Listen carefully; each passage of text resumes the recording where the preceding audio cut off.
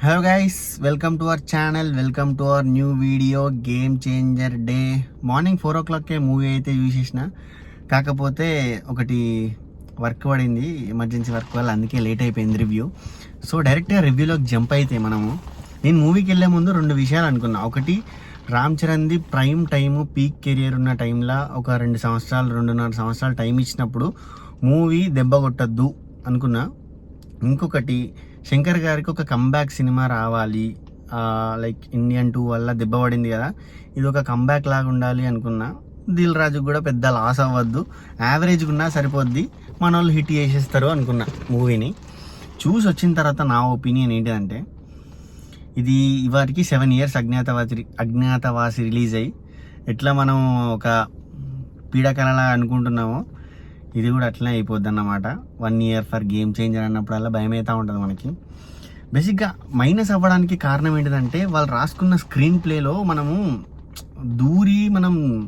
ఆ మూవీని అంత ఎంగేజింగ్గా ఎంజాయ్ చేయలేము. ఆ ఎలక్టోరల్ ఆఫీస్ అనే అది కానీ, ఆ ఫస్ట్ 40 minutes వచ్చిన ఆ ధూప్ అనే సీక్వెన్స్ కానీ, కియారా అద్వానీ ఉన్న సీక్వెన్సెస్ కానీ, ఇవేమంతా మనకు నచ్చవు. ఆ ఫైట్స్ కానీ ఏవో అతికిచ్చినట్టు అనిపిస్తూ ఉంటుంది. బేసిక్గా మూవీలో ఉన్న ప్లస్ పాయింట్ ఏంటిదంటే, ప్రీ ఇంటర్వెల్లో ఒక పాయింట్ ఉంటుంది, ఒక చిన్న ట్విస్ట్ టైపు, అక్కడ స్టార్ట్ అయ్యి దాని తర్వాత పోస్ట్ ఇంటర్వెల్ తర్వాత ఆ అప్పన్న అంజలి గారి సీక్వెన్స్ అది ఏదైతే ఉన్నదో, ఆ సీక్వెన్స్ అంతా ఒక 30 minutes 40 minutes అనుకుంటా, 30-40 minutes అనుకో.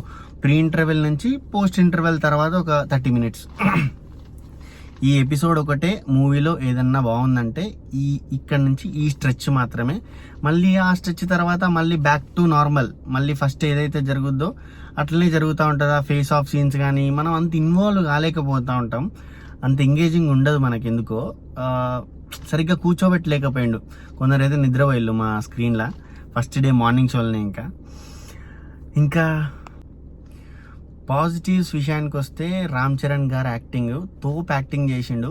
అప్పన్న క్యారెక్టర్లో అయితే ఆ క్యారెక్టర్ అయితే ఎప్పటికీ మనం గేమ్ చేంజర్ అని తలుచుకుంటే అప్పన్న క్యారెక్టర్ ఒకటే కనిపిస్తూ ఉంటుంది, అంత బాగా యాక్ట్ చేసిర్రు. అంటే మొత్తం ఈ కాలేజ్ సీక్వెన్స్ అయినా, ఐఏఎస్లో అయినా, ఐపీఎస్లో అయినా, దేంట్లో అయినా కూడా బాగానే యాక్ట్ చేసిండు.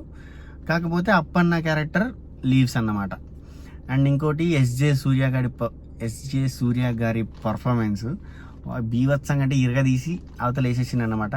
ఎస్జే సూర్య గారికి శరత్ కుమార్ గారికి చిన్న కామెడీ అట్లా పడుతూ ఉంటుంది. నేనైతే అంత ఎంజాయ్ చేయలేకపోయినా కానీ కొంచెం కామెడీ అయితే ట్రై చేసిర్రు వాళ్ళు. అండ్ సునీల్ గారిని ఎందుకు పెట్టుకున్నారో, ఆ సైడ్ సత్యం అనే క్యారెక్టర్ ఎందుకు పెట్టుకున్నారో అది సరిగ్గా అర్థం కాలేదు నాకు.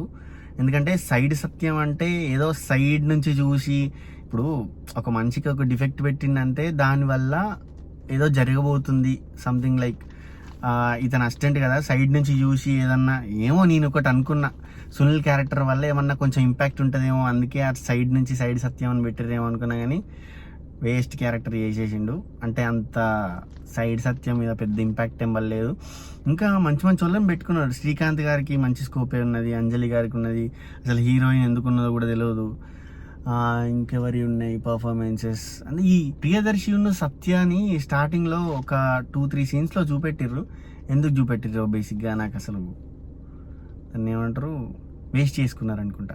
సాంగ్స్ ఇంకా బ్యాక్గ్రౌండ్ మ్యూజిక్ విషయానికి వస్తే, నాకు నచ్చిన సాంగే నాన్న హైరానా సాంగ్ గేమ్ చేంజర్ మూవీలో, అది లేపడేసిర్రు.